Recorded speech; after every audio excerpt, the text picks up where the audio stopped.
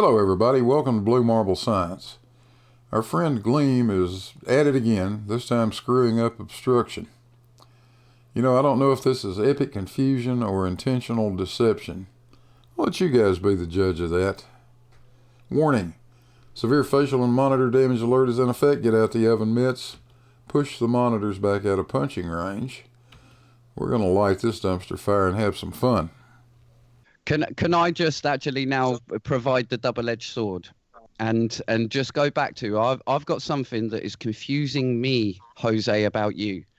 And this is one thing I had a debate with Bearded Devil on your channel a couple of weeks back, didn't I, about perspective and about this exact same issue. Why is the sun setting? Can stuff be hidden bottom up?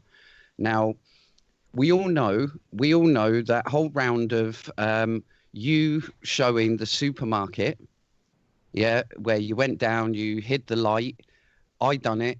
Loads of people done it. Nathan Oakley done a massive compilation of loads of them. But when I say to you, I'm a questioner, I'm someone confused, wanting to know whether it's a flat Earth or a globe Earth. I'm asking you as a glober, what made you be able to hide that light on your supermarket floor? And I hope that you'll come back with the exact generic answer. I didn't hide anything. I was mind blown when I saw that, when I saw the reveal, the footage that I took, and I presented it. And then all I had to do was go back and then unedit it, do it in a few different spots. And the video is out there, the unedited video of the supermarkets. I did it in two different spots, and the light did disappear from the bottom up. It disappeared exactly how it was. But in two other different spots, it did not disappear. When you are raising the camera up and bringing it down, yep, the Glovers always say like, you got these little undulations and imperfections in the floor. Yes. It could be 1 centimeter that is going to block you a little bit. I never wanted to start until I actually repeated it, and in two different spots, the light did disappear. And then you can see, like, dude, for real, you can see the illumination, the lighting in the floors, and it's bumpy as a mother. Undulations in the floor could translate to waves in the ocean, right? There's a crux to this. Don't distract this point, please. I've been waiting to ask this for 3 weeks. Really, Jose, now please answer me. Okay, why would you expect to be able to hide something on a bumpy floor, but not expect that to ever happen on Earth or over a sea, which is never completely flat? There's always bumps everywhere, over land, over anything. So why would you not expect you to always have a limit? Let's say you were an ant with your camera and there was that lump, and that lump could be a build-up of a hill that creates a false horizon higher than the actual physical horizon. And I have to agree with you. In a lot of observations, yes, there's things that depends how high they are. If they are below, if they are above the camera a little bit, it will block you that same distance or below. But if the camera is above those bumps, that will not happen, Gleem. And we have very high, above, tall, higher observations that is going to be out of the equations, because if we got a 2-foot wave and the camera is 100 foot high, that 2-foot wave is going to do nothing to hide the bottom of the other side. I do disagree. I do actually disagree, and I'll tell you why. Geometrically, it cannot. No, any paper. I disagree with you geometrically. I disagree. Jose, let him speak, man. Shut up. I do disagree with you geometrically because you're thinking about a 2-foot wave at your feet. Now, what actually happens is, as you look off into the distance, the bottom of objects appear to rise up. Can I share my screen, please, Randy? Sure. Okay, so this is your standard orthographic view. Can everyone see that? Is this new or kind of? Yeah, just done today. Yeah, but it's all based off of all previous work that I've been doing. So if I we'll call it Rumpus Vision. We'll call it Rumpus Vision. Well, either way, this is the geometric thing that you're on about. So I'm trying to remove perspective from this, but still tell you that a 2-foot wave can hide stuff, even no matter if you're 100 foot up. No. I disagree, but let me see. Yeah, sure. So either way, we got the person. I'm sure you'll agree with all of this. This is a standard thing where You've got your angle of view. Okay, you have your central line of sight, which is 6 foot. How I've done this in Excel is I've put it as 1 centimeter. So this is 6 centimeters, this green line. That's just for show that. I've got this from a perspective website, which shows it like this. So I'm recreating this, but I'm actually working from a flat earth point of view. But just to show you what happens, and I'm sure you agree, and I'm sure this is basic simpleness. If we've got an object here, this is actually 4 times the size. Yep, so that's 4 times 6 foot. Now, I've done that for a reason, just so I could get an unequal amount of compression from the top and the bottom. But if you can see, if I bring him right up close, like this was a building or a lighthouse or something. Now, pay attention to what he's doing here. He's bringing in angular size and perspective. And it has absolutely nothing to do with this. This is an orthographic side view. What in the hell does angular size have to do with any of this? The actual angle of view goes out of your circle of view, they call it. And what this is this is against the object. That circle got to go against the object from top to bottom. No, this is it. What it is when circle, hang on. Red circle. The bottom of the red circle got to be against the bottom of the green thing. The top of the red circle is got to be in the top of the green thing. So on and on as you move it away, Gleem. No. Jose, that's a representation of a human's field of view, Jose. I think that's a representation. Yeah, he's telling you that's the limitation, man. No, okay, you got it wrong. yeah. Look, let me explain. Sorry, when you look out over to a horizon, you never see your toes. Yeah, so this line here at 45 degrees down is where your field of view starts from. So if you're looking dead out 90 degrees across the earth, parallel with the earth, you will never see your toes. You will always have a cutoff point that goes to a certain point of the ground. And this is where if you took a photo, this would be your photo. And then this angular size of the object, if you can see the top and the bottom line, and this isn't perfect. This is done in Excel. I mean, it's not a 3D package or anything. But if you look here, this is its angular size. So from here to here, let me actually put it back so it fits on the protractor and in the field of view. So if you look here now, the actual angular size from here to there would be, if you counted the degrees, right there. Okay? So that would be its angular size. But what I was talking about the further with distance it goes, the more up on the horizon it appears, because your horizon appears to rise up. You see here, that is the bottom.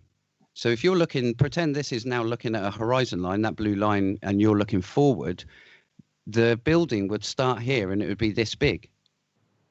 Yeah? So that would be the perspective view. Yeah, but I mean, I have a question when you're ready. I either gotta look at this.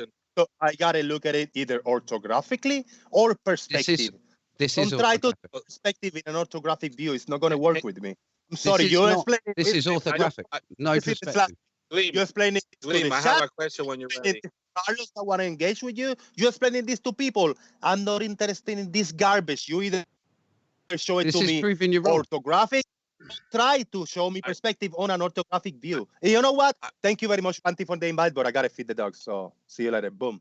I want Gleem to finish his point that because Jose ran. So can you just answer? He ran all right. Answer he realized what was going on. Yeah, he realized what was going on all right. He realized his foot was getting wet and there's not a cloud in the sky. Yeah, can you finish that up and tell the audience why he ran and what this diagram and how it proves his whole bullshit? What it actually shows. Yeah. I think this is Gleem, like good work start here. From the beginning, I didn't quite get the whole the thrust of it. Okay then. Yeah, because I'm sure Carlos will have some issues with Gleem's presentation. But this is what they want. They want, how does it work on a flat Earth? Here's how it works. Then they run away. And you go through the effort. That's just what I was going to ask Gleem. For all of your efforts, Gleem, have you had one concession ever from any of the baller antagonists? Ever? Anyone? You're joking, right, Pete? That's what I'm saying, though. So this all becomes pointless. All the flat earthers understand this. So then you just you waste your time, you get engaged with it. Carlos is going to take over where Jose left off. So maybe Gleem and Carlos can continue on there. Off you go, Gleem. I do actually agree with you there, Pete. Seriously, I would. As soon as you said that question, I went.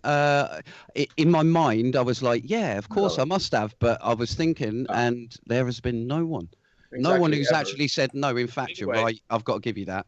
Yeah. I like it. Never happened. That's really sad. Sorry, just to quickly explain the very last bit of it. Sorry.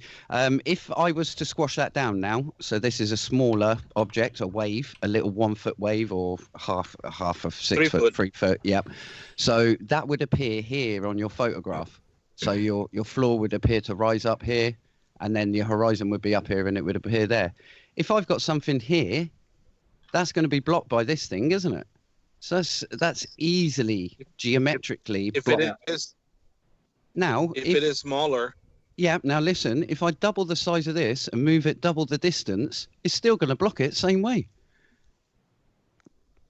Yeah. Wait, Gleem. Sorry, say that once more. I don't quite get the point. Let me insert a little box or something. He's showing how a small object can block something on a flat line.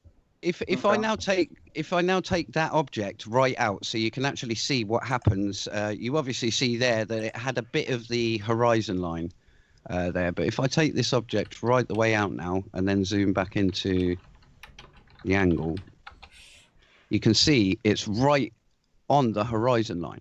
It's tiny now because obviously the angular size has gone.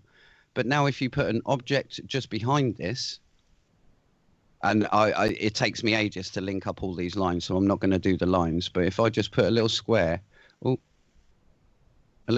here, then that's going to completely hide that behind it. Yeah. Now, obviously, nobody's arguing that. If we say that it's this big, a ship, and this is a wave, now put the ship, because we're only seeing up to this wave. This wave is our horizon. Yeah. Now put the ship here, and it's literally half the ship's missing because of that 3 foot wave. You know, normally I would probably make an AutoCAD drawing to illustrate this, but since you tried to use this picture to deceive everyone, let's just use it. I've extended the surface line and the eye line, which is parallel to it, all the way to the distant object. Now I've put in a red line there that is your line of sight right to the top of the obstructing object or wave, and then you can see it intersects the ocean or the surface at about where that blue line is. That means that the entire surface is visible all the way to the object that's doing the obstruction.